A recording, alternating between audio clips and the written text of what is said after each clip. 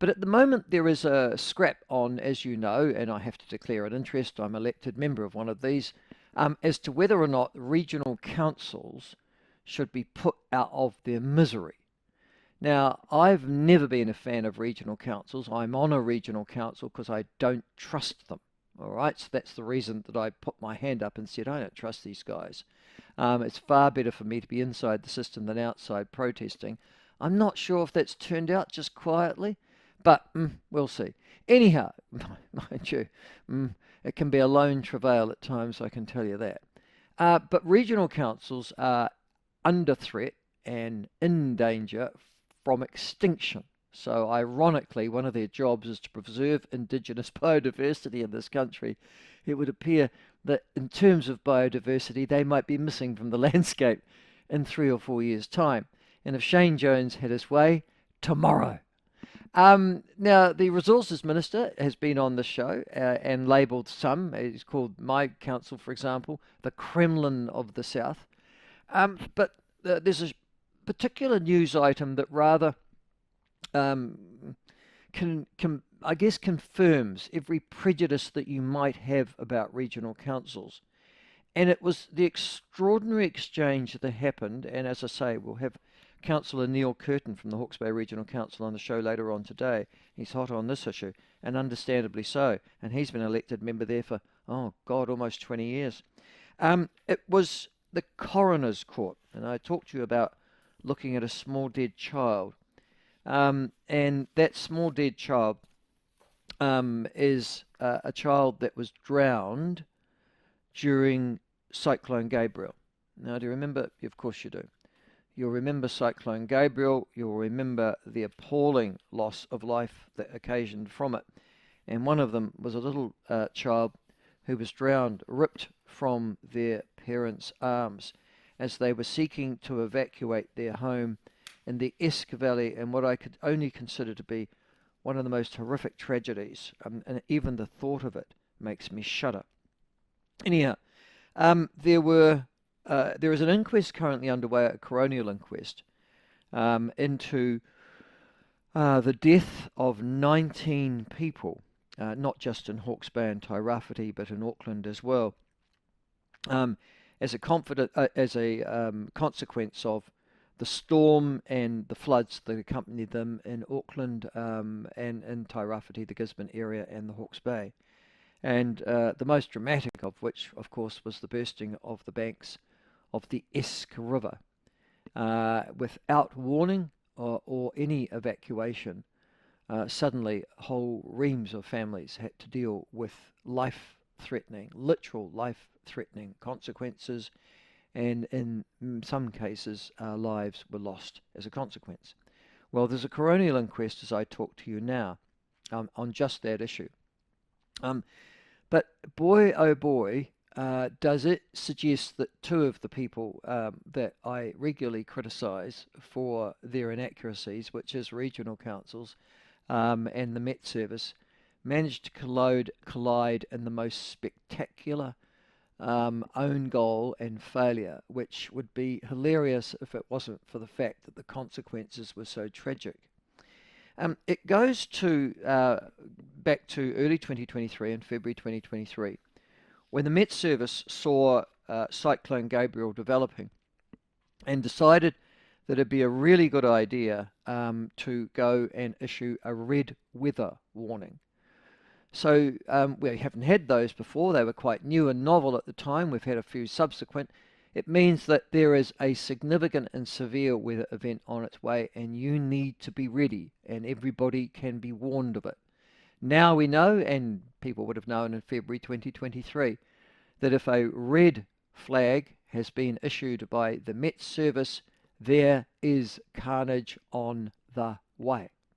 And in this particular case, the Met Service wanted, they said, at the coronial inquiry yesterday, to deliver a red weather warning to the Hawke's Bay.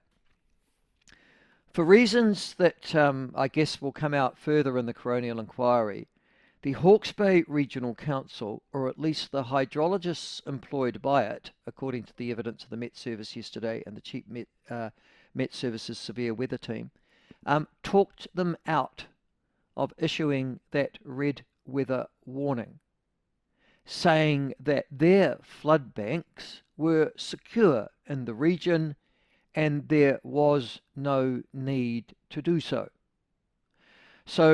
And then, almost as the event was happening, the Met Service finally issued their red weather warning too late, and the flood banks didn't hold.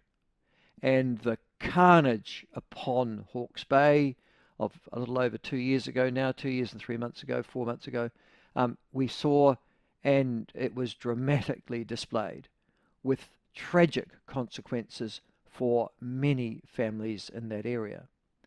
The extraordinary testimony in the Coronial inquiry yesterday from the chief meteorologist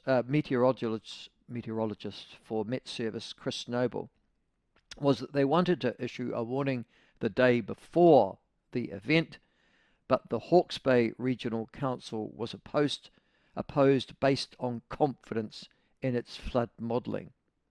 They're now saying, oh, we wouldn't do that again, but they did at the time. And as a consequence, the Esk River burst its banks, flooding the entire valley in the early hours of 14th of February. As we also know, there have been multiple inquiries into the actions of the authorities at that time. But at the end of the day, regional councils don't come out too well. They are also responsible for the civil defence of those particular localities and areas, and they categorically and critically failed. In fact, the chief controller, as I remember, of civil defence in Hawke's Bay at the time, was on a tramp in the South Island and uncontactable. Just incredible. But apparently was aware of the fact that the weather system was on its way anyhow, although perhaps not its severity. The incredible thing is that the chief meteorologist, Chris Noble, also gave evidence yesterday at the Coronial inquiry that a range of agencies, Met Service, NIWA, regional councils, all owned weather stations, but they imposed restrictions upon themselves on sharing that data with one another. Now, there is a tort, which is a civil wrong in New Zealand, called public malfeasance. It's when people are negligent, neglectful, stupid, and their actions lead to impossibly bad consequences, e.g. the loss of life. And it is infrequently and rarely used in this country.